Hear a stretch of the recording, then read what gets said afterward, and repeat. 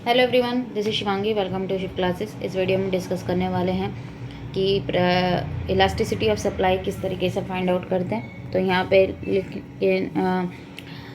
Words मैंने लिख के इस तरीके से सिंबल से आपको दे दिया है, तो आपको पता होना चाहिए कि इलास्टिसिटी का सिंबल होता है। और यहाँ एस लिखा है तो सप्लाई की निकालनी है, और डी लिखा है तो डिमांड की निकालनी है। क्लियर हुआ? तो सप्लाई फंक्शन दे रखा है हमें, और इससे ही पता लगेगा फंक्शन कौन सा दे रखा है। भाई डिमांड फंक्शन से हम इलास्टिसिटी ऑफ डिमांड निकालेंगे, सप्लाई फंक्शन से इलास्टिसिटी ऑफ सप्लाई निकालेंगे। तो दो न्यूमेरिकल हम इसमें डिस्कस करेंगे। तो हमें सप्लाई फंक्शन ये दे रखा है, उसी की तरह करना है। अभी हमने जैसे इलास्टिसिटी ऑफ डिमांड करा था, यहाँ भी प्राइस की दो कंडीशन दे रखी है हमें, 2 और 4। तो हमें सप्लाई फंक्शन ये दे रखा है, हमने लिख लिया। पहले हम डेरिवेटिव निकालेंगे किसके रिस्पेक्ट में, पी के रिस्पेक्ट में निकालेंगे। तो पी के रिस्पेक्ट में हम निकालेंगे, कांस्टेंट है तो 0 हो जाएगा। ठीक है, यहाँ पावर वाला केस आ गया, तो खाली अभी हम पी स्क्वायर को देखते हैं। तो पावर वाले केस में क्या होता है, पावर आगे आ जाती है। ठीक है, और फिर उस पावर में से हम 1 माइनस कर देते हैं।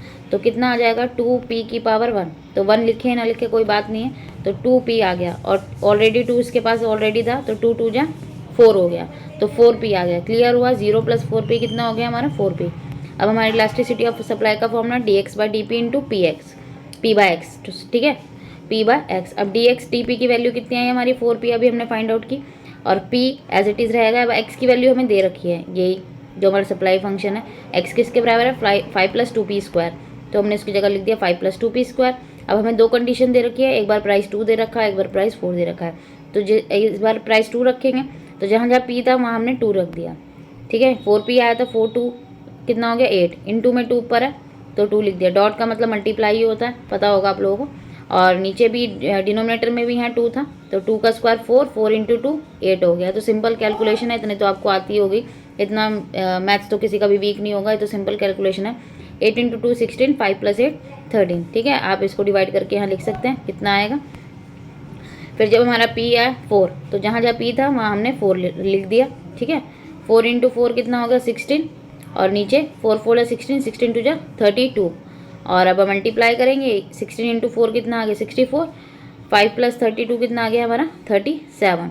तो एक बार आया 16/13 और एक बार आया 64/37। इसको आप लोग डिवाइड कर लेना और लिख लेना आप लोग आंसर।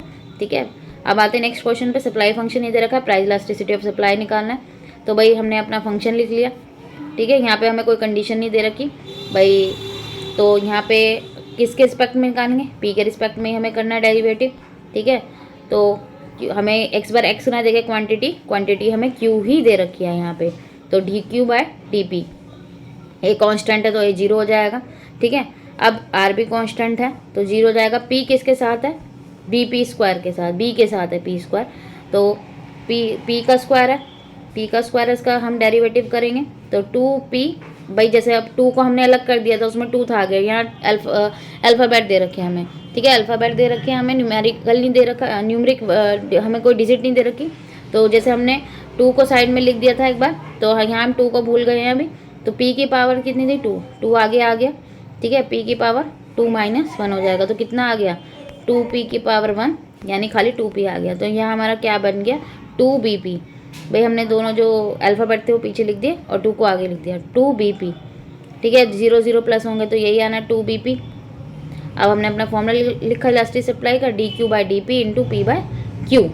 भाई हमें ये देखना है हमें सप्लाई फंक्शन किस में दे रखा है, भाई x की फॉर्म में है, q की फॉर्म में है, कुछ और अल्फ़ाबेट लिखा है, क्वांटिटी किस फॉर्म में दे रखी है। वैसे x और q का ज़्यादा इस्तेमाल किया जाता है, तो ये चीज़ ध्यान रखना।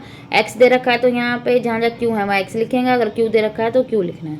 ये चीज़ का आपको ध्यान रखना, कहीं रटा रटाया वैसी का वैसी लिखी हो। तो dq/dp की वैल्यू 2bp आई है, p एज इट इज़ रहेगा। q की वैल्यू हमें जो सप्लाई फंक्शन दे रखा था, ये दे रखा है हमें supply function, as it is लिख दी। अब कुछ कैंसिल तो होगा नहीं, बस हमने इनकी मल्टीप्लाई कर दी, 2bp और p इसमें भी और इसमें भी, तो p का स्क्वायर हो जाएगा। तो हमारा फाइनल आंसर ये आ गया। ठीक है, ये हमारा फाइनल आंसर है। बस इसमें कुछ हमें पुट करने का दे नहीं रखा था कि 1 रखना है 2 रखना है। तो ये था आपका supply function, elasticity of supply. I hope आप लोगों को क्लियर हो गया होगा। अगर वीडियो अच्छी लगी हो तो like it, share it and subscribe my channel. Thank you.